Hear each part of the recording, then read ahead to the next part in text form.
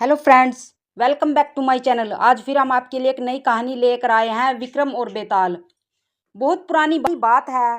दारा नगरी में गंधर्वसेन नाम का एक राजा राज करते थे। उसके 4 रानियां थी। उनके 6 लड़के थे जो सब के सब बड़े ही चतुर और बलवान थे। संयोग से एक दिन राजा की मृत्यु हो गई। उनकी जगह उनका बड़ा बेटा शंख गद्दी पर बैठा। उसने कुछ दिन राज किया, लेकिन छोटे भाई विक्रम ने उसे मार डाला और स्वयं राजा बन बैठा। उसका राज्य दिनों दिन बढ़ता गया और वह सारे जम्बूद्वीप का राजा बन बैठा। एक दिन उसके मन में आया कि उसे घूमकर सैर करनी चाहिए और जिन देशों के नाम उसने सुने हैं उन्हें देखना चाहिए। सो वह गद्दी अपने छोटे भाई भर्तहरि को सौंपकर योगी बनकर राज्य से निकल पड़ा। उस नगर में एक ब्राह्मण तपस्या करता था।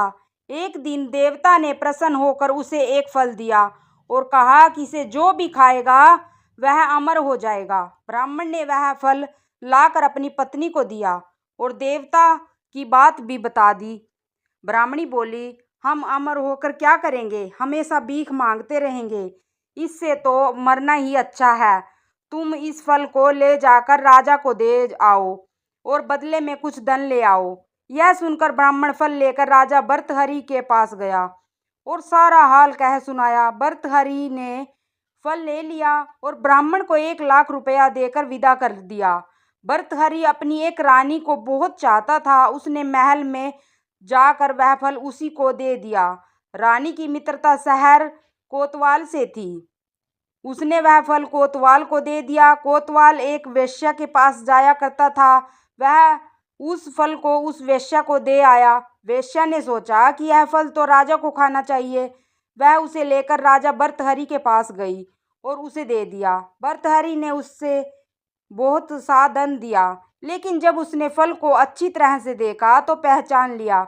उसे बड़ी चोट लगी, पर उसने किसी से कुछ कहा नहीं। उसने महल में जाकर रानी से पूछा कि तुमने उस फल का क्या किया। रानी ने कहा, मैंने उसे खा लिया। राजा ने वह फल निकाल कर दिखा दिया। रानी घबरा गई और उसने सारी बात सच सच कह दी। भर्तहरि ने पता लगाया तो उसे पूरी बात ठीक ठीक मालूम हो गई। वह बहुत दुखी हुआ। उसने सोचा, यह दुनिया माया जाल है, इसमें अपना कोई नहीं है। वह फल लेकर बाहर आया और उसे धुलवा कर स्वयं खा लिया। फिर राजपाट छोड़ योगी का वेश बना जंगल में तपस्या करने चला गया। भर्तहरि के जंगल में चले जाने से विक्रम की गद्दी सुनी हो गई। जब राजा इंद्र को यह समाचार मिला तो उन्होंने एक देव को दारा नगरी की रखवाली के लिए भेज दिया। वह रात दिन वहीं रहने लगा। भर्तहरि के राजपाट को छोड़कर वन में चले जाने की बात विक्रम को मालूम हुई तो वह लौटकर अपने देश में आया। आधी रात का समय था। जब वह नगर में घुसने लगा तो देव ने उसे रोका। राजा ने कहा, मैं विक्रम हूँ, यह मेरा राज है, तुम रोकने वाले कौन होते? देव बोला, मुझे राजा इंद्र ने इस नगर की चौकसी के लिए भेजा है। तुम सच्चे राजा विक्रम हो तो आओ पहले मुझसे लड़ो। दोनों में लड़ाई हुई। राजा ने जरा सी देर में देव को पछाड़ दिया। तब देव बोला, हे राजन, तुमने मुझे हरा दिया, मैं तुम्हें जीवन दान देता हूँ। इसके बाद देव ने कहा, राजन, एक नगर और एक नक्षत्र में 3 आदमी पैदा हुए थे। तुमने राजा के घर में जन्म लिया, दूसरे ने तेली और तीसरे ने कुमार के।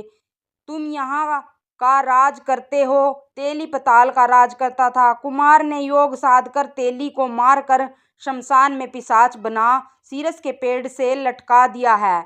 अब वह तुम्हें मारने को फिराक में है, उससे सावधान रहना। इतना कहकर देव चला गया और राजा महल में आ गया। राजा को वापस आया देख सबको बड़ी खुशी हुई। नगर में आनंद मनाया गया। राजा फिर राज करने लगा। एक दिन की बात है कि शांतिशील नामक एक योगी राजा के पास दरबार में आया और उसे एक फल देकर चला गया। राजा को आशंका हुई कि देव ने जिस आदमी को यह बताया था, कहीं यह वही तो नहीं है। यह सोच उसने फल नहीं खाया, भंडारी को दे दिया। योगी आता और राजा को एक फल दे जाता। संयोग से एक दिन राजा अपना अस्तबल देखने गया था। योगी वहीं पहुंच और फल राजा के हाथ में दे दिया। राजा ने उसे उछाला तो वह हाथ से छूटकर धरती पर गिर पड़ा। उसी समय एक बंदर ने झटपट कर उसे उठा लिया और तोड़ डाला। उसमें से एक लाल निकला, जिसकी चमक से सबकी आंखें चौंधिया गई। राजा को बड़ा आश्चर्य हुआ। उसने योगी से पूछा, आप यह लाल मुझे रोज क्यों दे जाते हैं? योगी ने जवाब दिया, महाराज, राजा, गुरु, ज्योतिषी, वैद्य और बेटी, इनके घर कभी खाली हाथ नहीं जाना चाहिए। राजा ने भंडारी को बुलाकर पीछे के सब फल मंगवाए। तुड़वाने पर सब में एक एक लाल निकला। इतने लाल देखकर राजा को बड़ा हर्ष हुआ। उसने जौहरी को बुलवा कर उनका मूल्य पूछा। जौहरी बोला, महाराज, ये लाल इतने कीमती हैं कि इनका मोल करोड़ों रुपयों में भी नहीं आंका जा सकता। एक एक लाल एक एक राज्य के बराबर है। यह सुनकर राजा योगी का हाथ पकड़कर गद्दी पर ले गया। बोला, योगी राज, आप सुनी हुई बुरी बातें दूसरों के सामने नहीं कही जाती। राजा उसे अकेले में ले गया। वहां जाकर योगी ने कहा, महाराज, बात यह है कि गोदावरी नदी के किनारे मशान में मैं एक मंत्र सिद्ध कर रहा हूँ। उसके सिद्ध हो जाने पर मेरा मनोरथ पूरा हो जाएगा। तुम एक रात मेरे पास रहोगे तो मंत्र सिद्ध हो जाएगा। एक दिन रात को हथियार बांधकर तुम अकेले मेरे पास आ जाना। राजा ने कहा, अच्छी बात है। इसके उपरांत योगी दिन और समय बताकर अपने मठ में चला गया।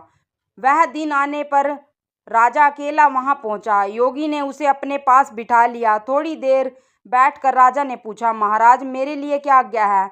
योगी ने कहा, राजन, यहाँ से दक्षिण दिशा में 2 कोस की दूरी पर मशान में एक सीरस के पेड़ पर एक मुर्दा लटका है। उसे मेरे पास ले आओ। तब तक मैं यहाँ पूजा करता हूँ। यह सुनकर राजा वहां से चल दिया। बड़ी भयंकर रात थी। चारों ओर अंधेरा फैला था। पानी बरस रहा था। भूत प्रेत शोर मचा रहे थे। सांप आकर पैरों में लिपटते थे। लेकिन राजा हिम्मत से आगे बढ़ता गया। जब वह मसान में पहुंचा तो देखता क्या है कि शेर दहाड़ रहे हैं, हाथी चिंगाड़ रहे हैं, भूत प्रेत आदमियों को मार रहे हैं। राजा बेधड़क चलता गया और सीरस के पेड़ के पास पहुंच गया। पेड़ जड़ से फुनगी तक आग से दहक रहा था। राजा ने सोचा, हो ना हो यह वही योगी है जिसकी बात देव ने बताई थी। पेड़ पर रस्सी से बंधा मुर्दा लटक रहा था। राजा पेड़ पर चढ़कर गया और तलवार से रस्सी काट दी। मुर्दा नीचे गिर पड़ा और दहाड़ कर मार मार कर रोने लगा। राजा ने नीचे आकर पूछा, तू कौन है? राजा का इतना कहना था कि वह मुर्दा खिलखिलाकर हंस पड़ा। राजा को बड़ा अचरज हुआ। तभी वह मुर्दा फिर पेड़ पर जा लटका।